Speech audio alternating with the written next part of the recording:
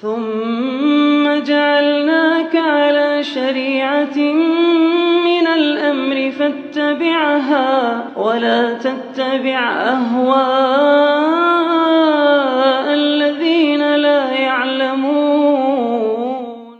Taubat ini memiliki syarat. Tatkala ada seseorang yang mau bertaubat dari sebuah kesalahan, maka dia wajib mengumpulkan syarat-syaratnya. Syarat yang pertama, meninggalkan dosa. Tatkala Anda misalnya melakukan transaksi dengan riba dan itu dosa dan Anda mengaku bertaubat, berarti apa konsekuensinya? Harus meninggalkan riba tersebut. Kemudian yang kedua adalah menyesal. Tatkala Anda bertaubat dari perbuatan dosa, Anda harus hadirkan penyesalan. Harus menyesal. Dan di antara bukti kita menyesal, kita sering menangis di kesendirian. Jangan di keramaian, nanti dikira acting. Di kesendirian. Tengah malam, tidak ada yang tahu. Sehingga benar-benar jujur air matanya. Menyesal. Ini syarat taubat. Kalau ada orang yang dia itu bertaubat, tapi tidak menyesal, maka malah semakin menjadi-jadi, diancam dengan tidak mendapatkan ampunan. Contoh, masa lalunya suka main perempuan. Sekarang sudah ngaji, sudah bertaubat. Ternyata dia masih berbangga-bangga dengan kesalahannya di masa lalu. Saya itu, perempuan mana yang tidak pernah saya rasa? Semuanya saya sudah jelajahi, misalnya. Ada bentuk kesombongan, berbangga-bangga. Ini diancam tidak mendapatkan ampunan. Nabi SAW mengatakan, Kullu ummati mu'afad illal mujahir.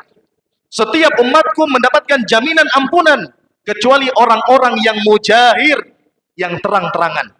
Apa maksud mujahir? Dia melakukan dosa, tidak ada yang tahu, Allah sudah tutupi, dia ngasih tahu orang. Itu diancam tidak mendapatkan ampunan. Maka kalau kita mengaku bertaubat, hadirkan penyesalan. Dan jangan berbangga-bangga.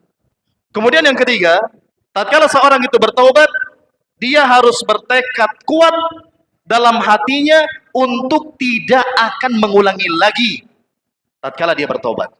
Adapun nanti di akhir ternyata kita jatuh lagi, itu urusan lain. Tapi kita ada tekad yang kuat untuk tidak melakukan lagi. Jangan seperti sebagian orang taubatnya karena keadaan. Contoh misalnya, judi. Kenapa tidak main? Taubat aku. Taubatnya kenapa? Karena tidak ada uangnya. Nantilah, taubat dulu aku. Kapan main lagi? Besok lah kalau ada modal. Nah ini bukan taubat namanya. Nggak ada keinginan tekad kuat untuk menjauhi. Tidak ada keinginan tekad kuat untuk tidak mengulangi lagi. Bahkan dia taubatnya karena keadaan. Ini kurang.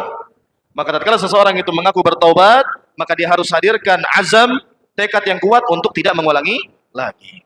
Kita tambahkan satu. Yang keempat, yaitu bertaubat tatkala masih diterimanya taubat. Ada dua keadaannya.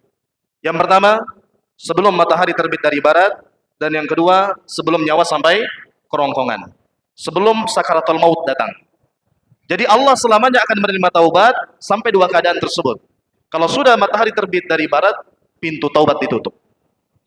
Kemudian, kalau orang sudah yakin akan kematian di depan matanya, sakaratul maut, baru bertaubat, tidak diterima oleh Allah.